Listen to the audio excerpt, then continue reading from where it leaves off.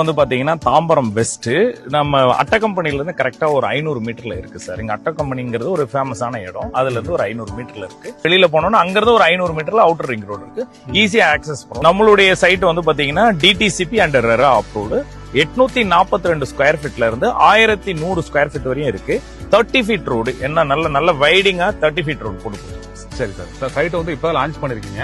எல்லா பேசிங் இருக்கலாம் சார்? ஆமா சார், இங்க வந்து அவைலபிள் வந்து பாத்தீங்கன்னா மோஸ்ட்லி எல்லாரும் லைக் பண்ற மாதிரி வடக்கு தெற்கு இந்த ரெண்டு தான் போக்கஸ் பண்ணி போட்டுரும். கம்ஃபர்டபுளா வீடு கன்ஸ்ட்ரக்ஷன் பண்ற மாதிரி 23க்கு 40ங்கிற சைஸ்ல பிளாட்டை பிரிச்சிருக்கோம் சார். கேட்டு, உங்களுக்கு EB line, street light, drainage facility, நல்ல ரோடு, வைடிங் ரோடு, 30 ஃபீட் ரோடு, எல்லா ஃபெசிலிட்டியும் நம்ம பண்ணி கொடுத்துருக்கோம் சார். இப்போ கன்ஸ்ட்ரக்ஷன் பண்ண உடனே கன்ஸ்ட்ரக்ஷன் பண்றதுக்கான எல்லா வசதியும் இருக்கு.